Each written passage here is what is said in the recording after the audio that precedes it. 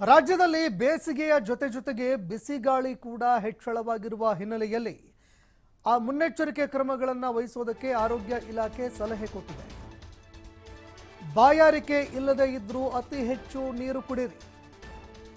ಪ್ರಯಾಣ ಮಾಡುವಂತಹ ಸಂದರ್ಭದಲ್ಲಿ ನೀರು ಜೊತೆಗೆ ತೆಗೆದುಕೊಂಡು ಹೋಗಿ.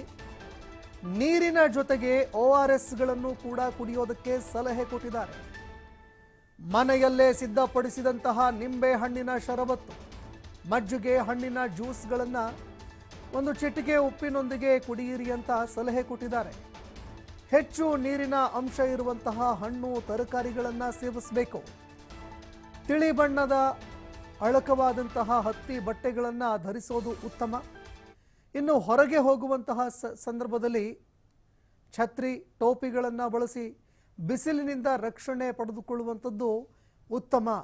ಸಾರ್ವಜನಿಕರಿಗೆ ಆರೋಗ್ಯ ಇಲಾಖೆ ಹಲವಾರು ಸಲಹೆಗಳನ್ನು ಕೊಡ್ತಾ ಇದೆ. ಇನ್ನು ಬೇಸಿಗೆಯ ಆರಂಭದಲ್ಲಿ ಅಪಾರ ಪ್ರಮಾಣದಲ್ಲಿ ಬಿಸಿಲಿದೆ. ಈ ನಡುವೆ ಗಾಳಿಯೂ ಕೂಡ ವೇಗವಾಗಿ ಬೀಸ್ತಾ ಇದೆ. ಬಿಸಿ ಗಾಳಿಯ ಒಂದು ಅಬ್ಬರಕ್ಕೆ ಯಾವುದೇ ರೀತಿಯಾದಂತಹ ಸಮಸ್ಯೆಗಳು ಎದುರಾಗದಂತೆ ಆರೋಗ್ಯ ಇಲಾಖೆ ಮುನ್ನೆಚ್ಚರಿಕೆ ಕ್ರಮಗಳನ್ನು ಕೈಗೊಳ್ತಾ ಇದೆ. ಮುನ್ನೆಚ್ಚರಿಕೆಯಾಗಿ ಜನರನ್ನು ಎಚ್ಚರಿಸೋದಕ್ಕೆ ಅಂತ ಮುಂದಾಗ್ತಾ ಇದೆ. ಬಿಸಿಗಾಳಿ ಬೀಸುತ್ತೆ.